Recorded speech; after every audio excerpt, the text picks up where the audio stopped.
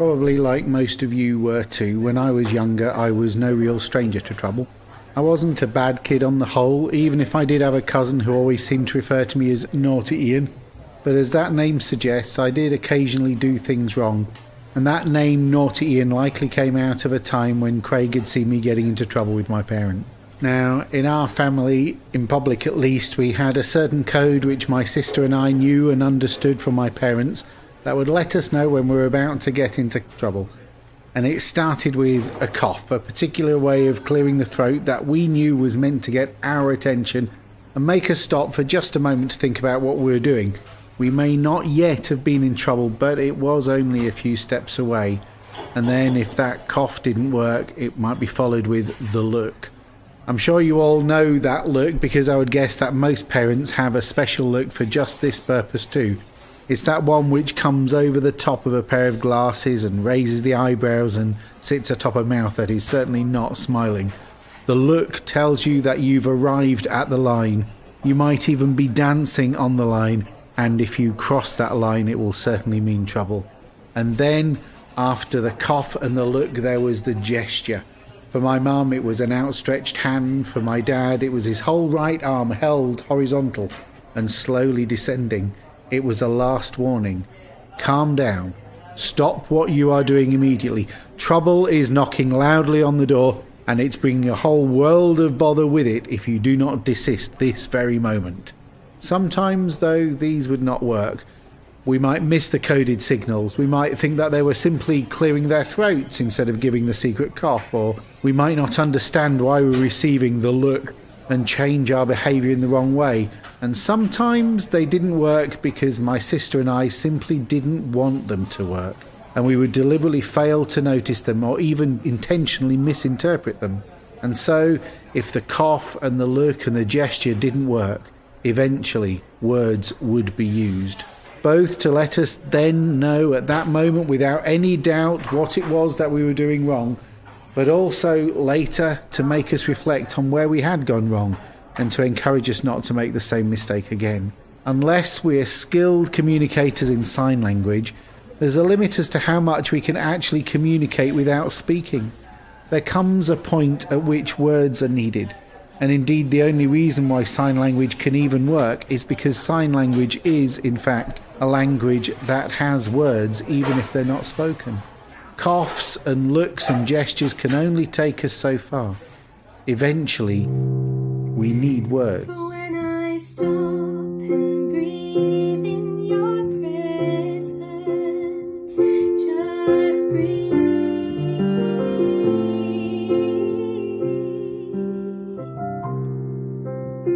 When John introduces us to the eternally existent Jesus, he chooses to introduce him as the Word of God. That can seem like a very unusual way to introduce someone, to introduce a person. He tells us that Jesus was with God and that he is God, and also that he is the Word of God. Now, there's a whole depth of meaning that I'm certainly not going to have the time to unpack in this episode, and which are actually beyond the scope of even a whole load of episodes of this podcast. But there is something that John is trying to communicate about who Jesus is by giving him this title. There's something about words. What words are, what words do, how they operate, and how they change their environment having been spoken, that John is drafting into his description of Jesus and using in order to help him explain some concept and truth about who Jesus is. James Elder Cumming wrote that a word is a thought in the depths of the heart made audible to a second person. Just as we use words in order to make our thoughts and intentions plain, such as when my parents would eventually resort to words when they wanted to be absolutely certain that they were not being intentionally misunderstood, so too Jesus came to communicate the reality of God's living message in a way that was full and unmistakable. Jesus is the way in which God the Trinity chooses to be made known to humanity, infinite truth encapsulated in finite form. He is the ultimate, unequivocal communication. Beyond a cough, a look, or a gesture, he is the full expression of who God is, and one that couldn't be reached in any other way. In around 14 chapters' time, John will reveal that this is not merely his thought about Jesus being the full expression of God that he's trying to capture in poetic form, but it's Jesus' own description. Anyone who has seen me has seen the Father, Jesus says. Anyone who has heard me has heard the voice of the Father. Jesus is the communication of God. God the Son is the ordained and perfect manifestation of God the Father, sent in order to reveal God's mind to the world. Jesus was the Word before he was man, for the Word was made flesh. The message of God's love is unchanged, but it is now expressed in unmistakable terms.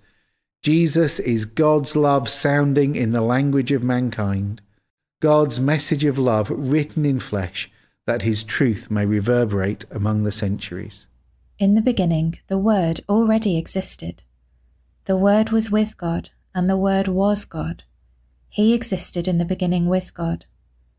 God created everything through him, and nothing was created except through him. The Word gave life to everything that was created, and his life brought light to everyone. The light shines in the darkness, and the darkness can never extinguish it.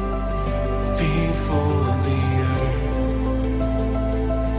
knew its foundation, you spoke the dust into creation until the end.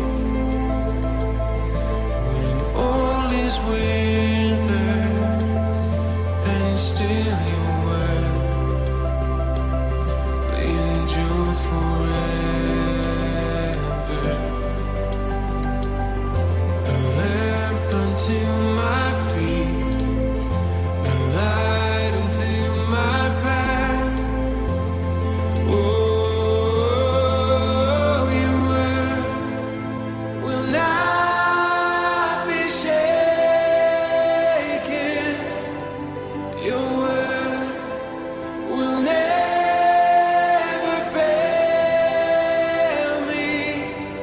Like a fire in my bones, like a whisper to my soul. Your word is revelation.